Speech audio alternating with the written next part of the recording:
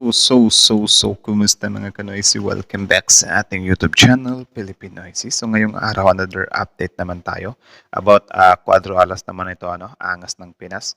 So ang video ito ay mula kay Kamaunang Pinas. So meron itong pamagat na Breaking Japan, babawiin ang suspension na alarma sa planong pag-akyat ni Casimero sa featherweight. So yun, bulong-bulungan nga din ito ngayon na akit nga daw ng featherweight. But yun yung alamin natin ngayon.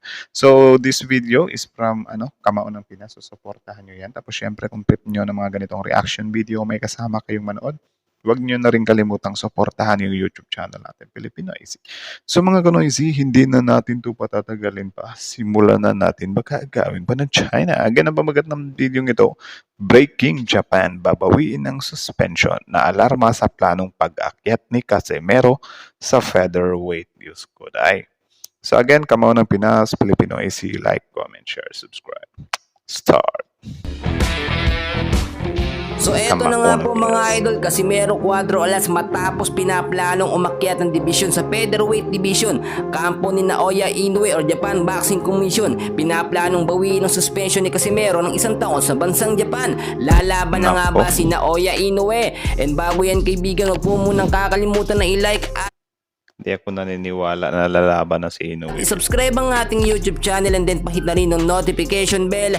Maraming salamat po. Well mga kaibigan, matapos nga pong malaman ng Japan Boxing Commission na handang tumulong ang mga bigating promoter dito nga po sa ating Angas ng Pinas para umakyat na rin ng division from bantamweight, super bantamweight to featherweight division mga kaibigan, ay tila I think malaking sampal din yan kay Naoya Inoue if ever maunang umakyat si Casimero like parang kung ayaw mo kong harapin hindi aakyat ako, 'di ba?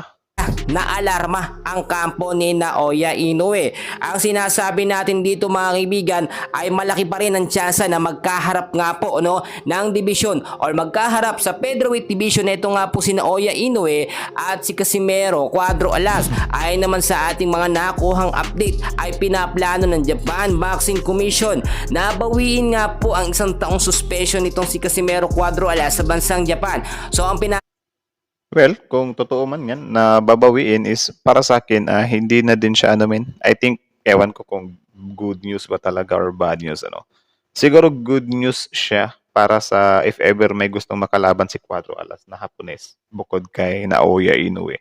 Pero I think parang wala lang siyang epekto if ever about sa kay Naoya. Kasi parang parang hindi pa talaga haharapin ni Naoya Inoue si Cuadro Alas. Ewan ko bakit ganun. Palabas nila dito, handa na daw po lumaban itong si Naoya Inoue or may pinaplano silang boksingero na ilalaban ulit dito sa ating pambato na si Casimero Cuadro Alas at dadalihin naman. Ganyan naman sila gusto nilang gusto nilang isabak muna si Casimero sa kahit sino mang boksingero. I think ewan ko kung pinapahiya ba nila or parang pinapagulpi muna nila or siguro lang talaga pinag-aaralan nila. Or mostly kasi sa mga comment dito is parang lang ba? Parang pinapatanda pa daw. Parang ginaya daw yung style daw ni Mayweather dati na kahit anong ni Pacquiao, parang ayaw nilang ayaw nilang salubungin sa prime. 'Di ba? Pero naman siguro, goods lang din naman yung siguro, yung prime ni Cuadro Alas Kung tutuusin nga, wala ngang dapat ikatakot si Naoya Inoue, 'di ba? Yan yung sabi ng mga fans nila na sobrang layo lang daw ng agwat So kaya nagdududa tayo na bakit hindi mo haharapin, ang layo lang pala ng agwat. Tsaka may mga nagko-comment dito guys na parang hindi daw haharapin ni Naoya Inoue si Cuadro Alas kasi wala daw siyang mapapala. Ganun yung comment nila. Kayo, agree ba kayo doon? Kasi para sa akin, kung ako ang tatanungin, imposibleng walang mapapala si Naoya Inoue. 'Di ba? Kinall out na nga siya 'Di ba? Tapos si Cuadro Alas, naman yung record niya? Makaturungan din naman yung record niya. 'Di ba? Tapos, sasabihin mo lang na walang mapapala. Yung pag-call out pa lang if ever napatulan ni Naoya Inoue yan, tapos matalo ni Naoya Inoue si Cuadro Alas, edi magbibigay din ng karangalan yun sa kanya or parang mas lalo siyang pag-usapan ba na, kita nyo yung trash talker ni Naoya Inoue. Binusalan niya yung bibig. Eh, di ba? Pinatikim niya ng bugbog. Eh, kaso walang ganun nangyari. Di ba? Bakit dati yung kay Pacquiao, yung mga nanta-trash talk kay Pacquiao, nakapag-boost naman din ng karir ni Pacquiao yun ah. Di ba?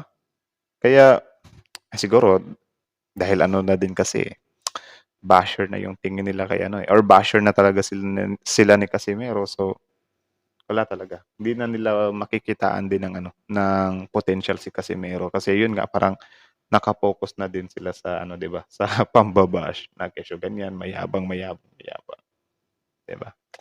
Bahala nila kayo. sa desisyon. Alam naman natin mga kaibigan, no, kapag ka sa bansang Japan ginagawa ang laban ng mga boksingerong Pinoy, minsan ay nadadaya dahil nga po yung naging laban ni Casimero kontra King Saul Sanchez. Alam naman natin, very obvious, no, na naging panalo ni Angas sa Pinas ay knockout. Kaya naman ang sinasabi ng ilang mga sports analyst, no, ang pag-asa lamang daw po ni Casimero Angas ng Pinas na manalo dito kay Naoya Inoue ay knockout, no, or Agree din tayo dyan. Kasi alam naman natin na, yun nga, kahit sabihin ng mga kababayan natin na parang nasa loob lang ng Japan si Naoya Inoue para mandaya. Pero yun nga, yung pinaka-key factor niya is yung knockout talaga. Kasi kapag ka na-knockout na, wala na talagang daya na mangyayari doon. Yun nga lang kapag aabuti ng ano, ng decision. Kasi si Naoya Inoue is ano din naman siya, matibay-tibay din naman siya. No? At di din siya basta-basta undefeated nga, di ba?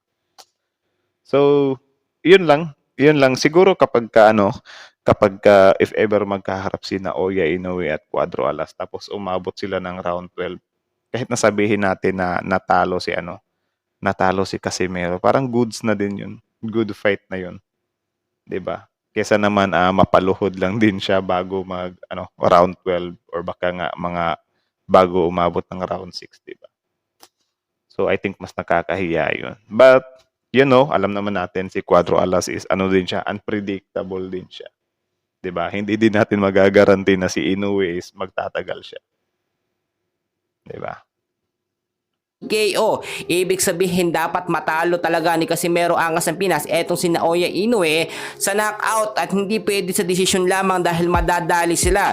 Pero dahil nga po etong si Casimero Cuadro Alas ay pinaplanong umangat ng dibisyon sa featherweight at maraming nakabantay at naghihintay na tutulungan siya, especially ang bigating promoter nga po ng bansang Saudi Arabia na si Turki Al Sheikh, no, ay naalarma ang bansang Japan. Alam naman natin kapag mga bigating promoter na hindi makakatanggi ang kampo ni Naoya Inoue once na ikasa ang laban or mapag-usapan ng laban. Alam naman Tama naman kasi yung mga yan, mga negosyante lang naman talaga yung nagpapatakbo ng boxing eh. Kaya nga minsan tayo parang or nawawala na yung ano ba yung tawag diyan. Nawawala na yung value talaga ng boksingero kapag kayong mga businessman na talaga yung ano lumaro.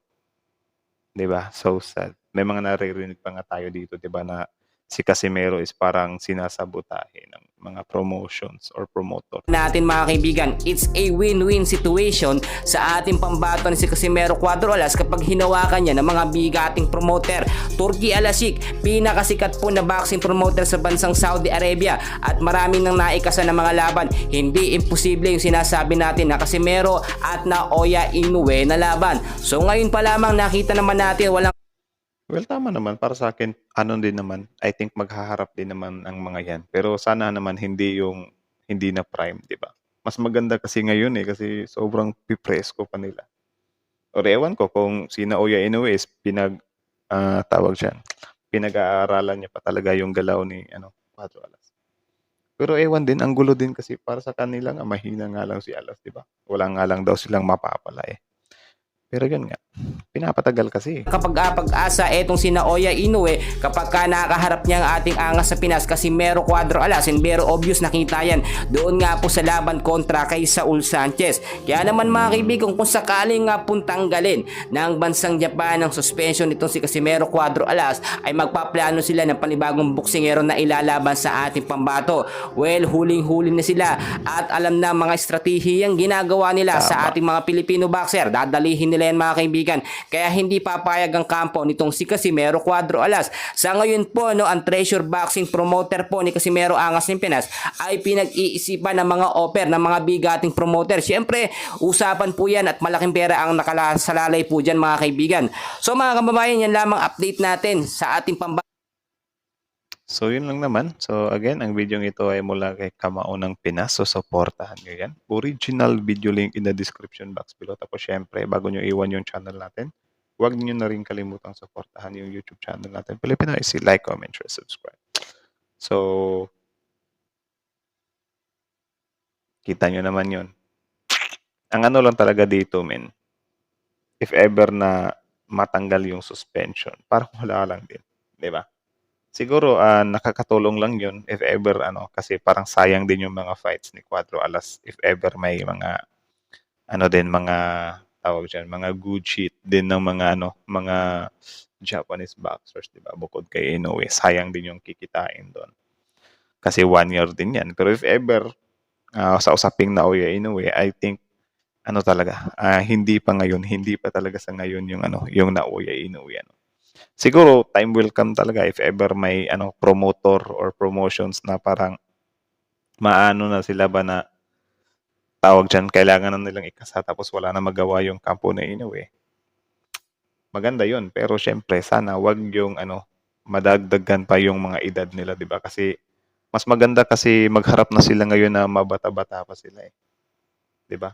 Kasi kung sabihin natin mga 5 years from now, medyo na 'yon. Kaya sabihin natin na kalabaw lang yung tumatanda, pero iba pa rin talaga kasi yung lakas ng yung mga bagito pa or mga nasa tawag diyan, bata-bata pa 'yun, bata-bata pa, 'di ba? So sana nga harapin na 'to ng harapin na nila na Naoya Inoue ito kasi para sa akin talaga men kung sasabihin talaga nila na wala silang mapapala kay Cuadro Alas or si Naoya Inoue wala siyang mapapala kay Cuadro Alas. Malabo Kasi may mga belt din naman si Cuadro Alas, 'di ba? Nag-champion din naman siya. Tapos sobrang dami niya ding panalo. 'Di ba? Kasi parang lang talaga parang nag-i-excuse lang talaga or ewan ko kung pinag-aaralan lang talaga nila si Cuadro Alas. 'Di ba? Or siguro pinapatandaan nila. Parang tinatanggalan nila ng prime 'di ba? Parang pinapahinog pa talaga ng husto. Ewan ko lang, hindi lang talaga natin masasabi men kasi yun nga, sobrang labo talaga ng usapin na wala silang mapapala kay Casimero. I think kapag ginamit kasi nila yung word na yan, parang sobra nilang minamaliit si Cuadro Alas. Diba? Kita nyo naman, round 1 nga lang yung huling laban niya, diba? Tapos minamaliit niya pa rin. Parang lang yan yung mga batang bully na kapag tawag dyan, kapag kunyari tapang-tapangan, like puro salita lang, pero hindi naman talaga papalag. Di ba? So, sad lang din. So, again, hanggang dito na lang kayo na masasabi nyo dito. Comment down below. Tapos yun, pag-usapan natin yan sa comment section. So, again, Kamao ng Pinas, Filipino IC. Like, comment, share, subscribe. Filipino IC is out.